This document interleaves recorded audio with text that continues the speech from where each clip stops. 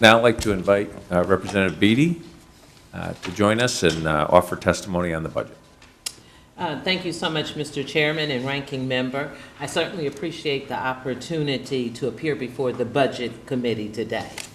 The federal budget is a blueprint for our nation.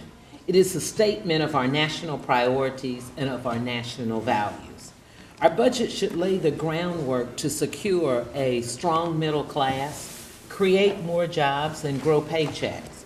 We should be working to create a level playing field for all Americans. We have a body of evidence that shows that the trickle-down budgetary approaches of the past has failed us in growing our middle class. We cannot continue with these short-term fixes, which lately have become all too common in this Congress. For example, in May, the Highway Trust Fund is set to expire.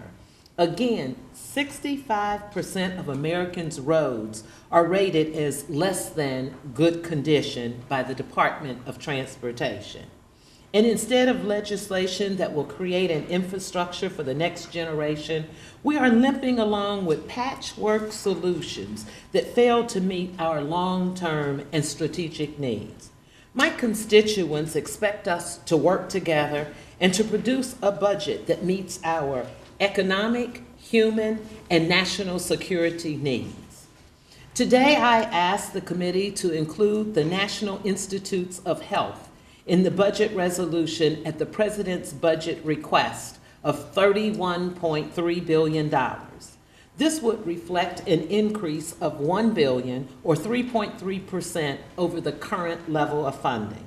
In my home state of Ohio, we have an alarmingly high rate of infant mortality that rivals the country of Guatemala.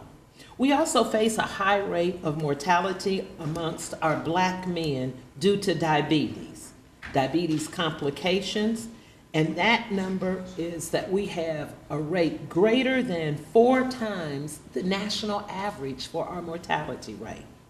Investing in NIH also provides an investment in job creation and economic growth. NIH research dollars directly supports hundreds and thousands of American jobs.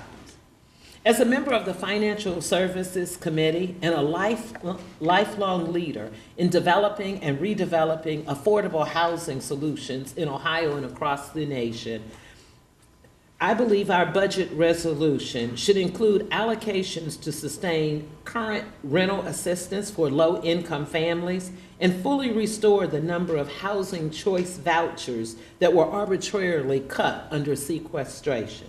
This would help curb homelessness in our country, and especially in our veteran communities.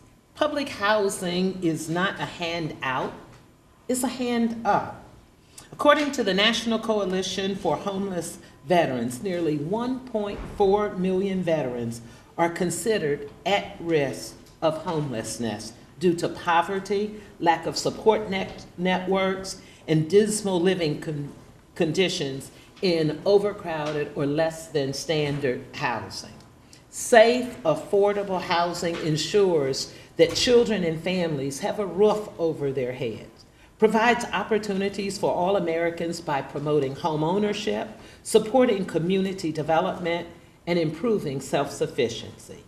These are priorities that I believe our nation would be proud to see included in the budget resolution.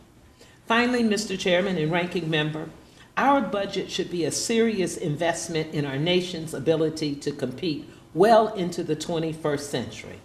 I echo President Obama's call that Americans should win in the race for new discoveries that will propel our nation forward in new, unknown ways. We must not ignore the importance of K-through-life education in our nation's ability to compete in an ever-growing economy. Providing children with access to high-quality early childhood education puts them on the path of achieving that American dream that we all want. For many American high school students, college might be on the horizon, but cuts to Pell Grants, slashing TRIO programs, and skyrocketing tuition may place the key to the middle class, just out of reach for those families and for those students. Unfortunately, recent federal budget constraints imposed by budget caps and arbitrary sequestration cuts have reduced funding for the basic research at institutions across our nation. And specifically, as it relates to Ohio, the 7th largest state in this nation, and national entities like Battelle, the Ohio State University, and Nationwide Children's Hospital, all which happen, Mr. Chairman, to be in my district. This would bring unnecessary harm to our innovation economy. We should be robustly investing in education and research and development in order to expand innovation and keep America as a global leader. Americans are coming to us to craft sensible budgets that reflect our national priorities and our national values. I ask you to give considerations of my remarks as we move forward with the budget. Thank you, Mr. Chairman, and I yield back.